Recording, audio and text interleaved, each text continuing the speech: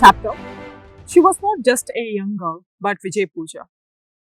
From this chapter, I am reading my favorite portion, and it is from the subchapter called Gorakhant, the King of Bela Empire.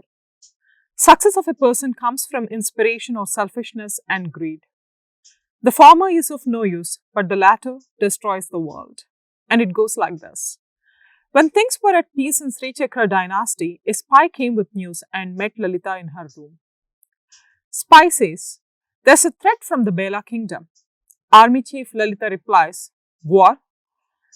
Spy says, "Yes, this war will be more fierce, full, intensive and destructive than the war you won against the Chadamburi kingdom." Army chief Lalita replies, "Tell me every single detail and the history about the Bela Empire." 1,000 miles from the northeastern lakes of our kingdom, there are Suparna mountains, 500 feet high surrounding the forest called Suparna Suvana. This forest is a breeding place for eagles. Eagles of this forest weigh 10 times more than an average eagle. These eagles are cruel and fierce in killing their prey. They have a powerful vision to see from a distance of 200 kilometers and are tenacious. Every animal is scared to commute in this forest. Animals move in unity to protect themselves and their newborn babies from these eagles. 500 years ago, a tribal clan lived in this forest. Their eyes were sharp, fierce, and bigger than a normal human being's. Their food habits were eating the raw meat of animals. They all have acquired and mastered the art of speaking and commanding the eagles. Eagles in this forest served as servants and security guards to this tribal clan. The clan used it to command the eagles to get the food. The eagles would lift animals, fly across the forest to this clan, and drop the animals from a high altitude on a rocky area. The tribals would surround these dead animals and eat. Fortunately, a virus was spread amongst all the clan that one of the animals had, as the rumor says. The clan slowly depleted with time, but one young girl survived. She survived and grew older, living on the animals brought by these eagles. Other tribe members refused to marry her, suspecting that the deadly virus could spread. And now, amidst this forest was the kingdom Bela ruled by the Emperor Gorakhant, protected by these fierce eagles. Army Chief Lalita questions, how did Gorakhant build his kingdom in Suparna Suvana? The spy says like this. Towards the east of our kingdom, there are red mountains with thick forests rich of herbal plants, sandalwoods, redwoods, teak, and other medicinal plants and trees. Chandrorasam waterfalls cascade through these mountains and a lake was formed beside, which is where the ashram Sanatani is located. It is established and is run by the sage Bhavani. This is the land of women sages. Bhavani has 108 disciples who are blessed to live without sleep. These disciples are awake day and night. Also, there are another 1,008 women sages who are also into deep meditation. Bhavani awakens these 1,008 sages when there is a war that is immensely destructive and to protect the righteous ones. Until then, these 1,008 sages in different powerful postures meditate for the well-being of the planet. Nobody knows their age or since how long these sages were here. Due to their powerful and unwavering meditation, the land is called Dharmaksthala.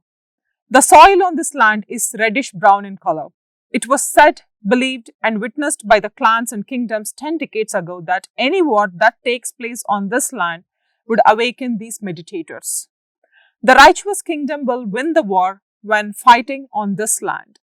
Several years ago, in the forests of these red mountains, there lived several tribal gens. Some of those gens used to serve sage Bhavani. In the evenings, all the children of these tribal clans used to assemble in the Sanatani ashram to listen to the moral stories narrated by the sage Bhavani. Gorakhant was one of those young kids of the tribal gen amongst them. One day, Bhavani taught the kings not to call for war as it disturbs the peace and causes destruction of human, animals, and the property. But Gorakhant understood the other side of the story. Through wars, a king occupies other kingdoms and becomes powerful and expands his kingdom. As he grew older, his thirst for power, name, and fame increased. He became dominant with his eloquence and brilliance. He created a gang of friends, he increased his friend circle, and became the leader of the gang. With his verbal power, he provoked a thirst in everyone to attack and brought other clans into their gang. They kept attacking. Some clans surrendered and some combated. Gorakant never tasted failure in the war as he was cruel and selfish. One day, through his friends, he heard about the group of forests of Suparnasuvana and the history of the tribals who commanded the eagles.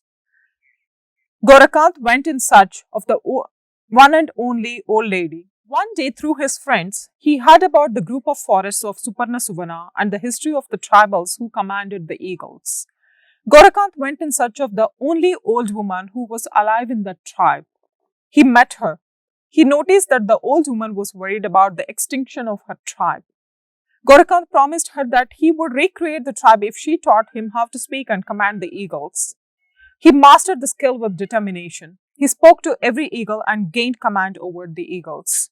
Yet, the eagles considered the old woman as their master, which Gorakant did not like. He was angry because of his ego. He tamed the newborn eagles for a while. He became their master. He commanded those young eagles to lift the old woman and drop her on the rocky area. She was dead. From then, he became the master of all the eagles. But in the last moments of her breath, that old woman cursed Gorakant's legacy.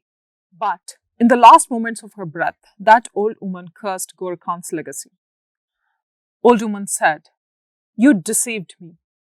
You will pay for it. I am cursing your legacy. Your children will be born with their life in their hair. Any harm to their hair will deplete their lives." Gorakant did not believe in her curse. He dropped a heavy stone on her head and killed her. He became the master of the eagles in the mountains. He returned to his people and named the growing size of the people as the Bela kingdom, and he announced himself as the king. Bela means creeping. He aimed to expand his kingdom like a creeper. With his soldiers and followers, he constructed a palace with black rock and Suparnasuvana forests. He soon established his kingdom in the Suparnasuvana forests that were safeguarded by these eagles. These eagles pierced the eyes of any stranger entering into this kingdom. The people of Bela Empire wear clothes of dark colors such as ash, grey, dark blue, dark green, dark brown, dark red to blend with the colors of the forest and their creepers and its flowers. An overcoat is worn on their clothes that has a flying eagle design on it. All their accessories have the designs of either creepers, eagles, or blend of both. Gorakant turned 25 whilst developing his clan of 50,000 people. From then, his thirst for power made him even more greedy. He started to declare wars against smaller realms and conquered them. Soon, he was married to the princess Chitramala. With his master brain and eloquence, he inspired and convinced his in-laws to club their empire with his. Announcing wars, conquering, and winning became his only habit and the only aim in life. Every time Gorakant announced a war against any kingdom, the eagles would come all of a sudden and pierce the eyes of the warriors, or lift the warriors and drop them in Suparnasuvana forest as a prey to their convocation. A couple of years later, the couple gave birth to a baby girl and named her Charumati. As per that old woman's curse, Charumati's life was in her hair. Gorakant and his wife commanded his soldiers to bring herbals every week from the Red Mountains to strengthen the hair of their daughter. Charumati had been protecting her long lengthy hair by tying into a knot and hiding under the crown, which was in the shape of an eagle. Years passed. Bela grew its size, winning the wars. Now his empire's population is equal to our kingdom's Sri Chakra dynasty, which is 50 lakhs. Gorakant is making his next ravenous plan to announce war against one amongst the 4 targeted empires in his list, and ours is in the first place amongst those. He recently turned 50 years old, hence he visited Sanatani Ashram for the blessings of the sage Bhavani. Years passed, Bela grew its size, winning wars. Now his empire's population is equal to our kingdom Sri Chakra, which is 50 lakhs. Gorakant is making his next ravenous plan to announce war against one amongst the 4 targeted empires in his list, and ours is in the first place amongst those. He recently turned 50 years old. Hence, he visited Sanatani Ashram for the blessings of the sage Bhavani.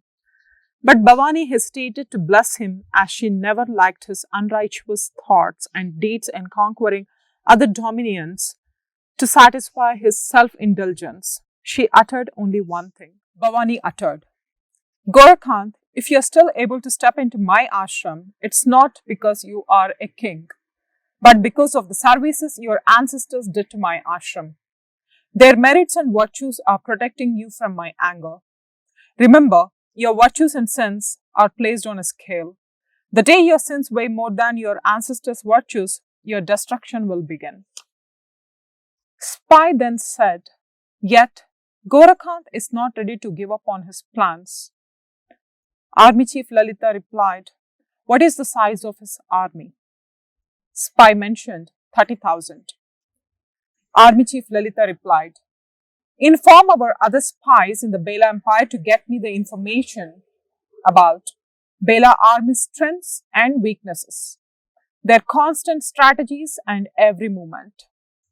Spy replied, Sure, leader.